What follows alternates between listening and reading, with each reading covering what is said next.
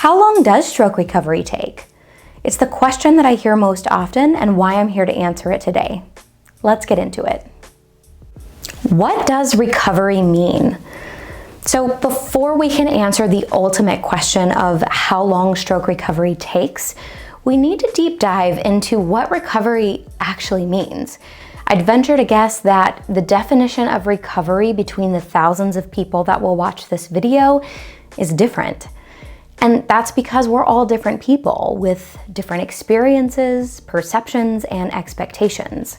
One person's definition might be the recovery of hand function, while someone else might say they're only recovered when they're back to their pre-stroke self, 100%. But ultimately, I think we could all agree that recovery in its simplest form means that we are getting better and making progress. The degree of better is up for debate, but what's not up for debate is that we're moving in the getting better direction. What is the timeline?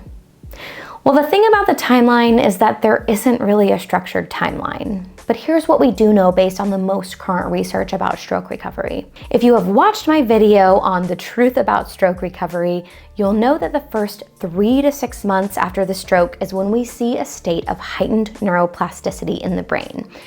And neuroplasticity is our brain's ability to adapt, change, and remake connections. This is the main process that fuels recovery, and there are certain principles of neuroplasticity that you should follow to increase its impact, which you can find in the video linked above.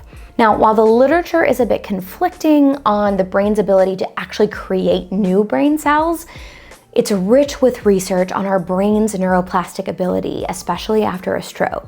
So functionally, what does this mean? It means that you might be seeing a lot of rapid progress in those first several months after the stroke. And this occurs because the brain is trying to compensate for the physical damage done to the brain and for the effects of that damage like one-sided weakness, cognitive issues, and neglect. The brain is trying to route around the damaged areas and the damaged pathways by creating new pathways or new connections to get those lost functions back online. Now, I've used this analogy before in another video, but it's really good and I like it to describe it. It's like you're getting on a subway to go to work. And when you get to your second stop, you find out that that subway car is under construction. So you have to look out the map and you have to see which alternative route is going to get you to your final destination. That routing around to ultimately get you where you need to be is like the brain's neuroplastic ability to remake connections and get certain functions back online. Now, after that initial 3 to 6 months of heightened neuroplasticity, you might notice that your progress begins to slow, or you may even see that you've taken a few steps backward. This is perfectly normal and part of the recovery process. It can be extremely frustrating, but I think it's very important that people know that it's normal. So if you do experience that, you don't think that something is going wrong. After this point, we don't have a ton of research laying out any specific timeline, but there is good news.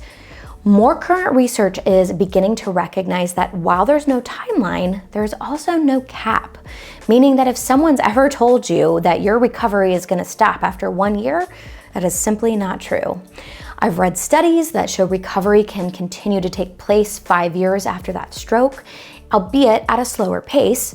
And anecdotally, I have worked with many people who are way further out than that and continuing to make progress. So while the not knowing about a specific timeline can be extremely frustrating, there's also hope that recovery can continue to happen. And there are also factors, like I mentioned before, that can impact how slowly and quickly you recover. What impacts the timeline? Everyone recovers differently, which means that everyone is on their own timeline. But why is this? What makes everyone's timeline different? There are actually several factors that impact the timeline of recovery. And first of all, something that we have already talked about plays a big role. If someone is in that first 3 to 6 months of their recovery, they may be making much speedier progress than someone who is, say, 5 years out, due to that heightened state of neuroplasticity. Now, this doesn't mean that the recovery isn't happening years later.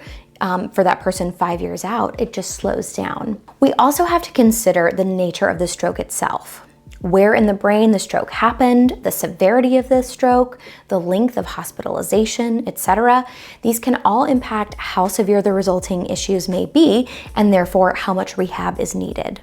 And lastly, we have to think about the way that someone implements the principles of neuroplasticity. Someone who is more involved in their rehab, who is focused on repetitively, consistently, intensively putting in the practice will make more progress than someone who doesn't. That's just how our brains are wired to work. So as you can see, the answer to the question, how long does stroke recovery take, is not straightforward. It depends on a lot of factors, but I can tell you that by putting in the effort on a daily basis, you will continue to make progress on your recovery journey. All right, everyone, that's it for today.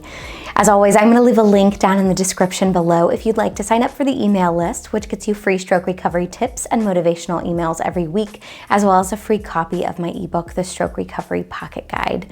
And if you find value in what we do here at Post Stroke and you're able, please consider donating, either by giving us a super thanks by clicking the button in the YouTube bar below, by giving us a one-time donation via PayPal, or by becoming a Patreon member, where in exchange for a monthly donation, you get access to cool perks like social media shoutouts, behind the scenes footage, and even YouTube shoutouts, of which I have one today.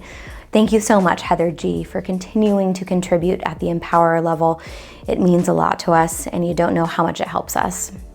Thank you all so much for watching. I'll see you next time.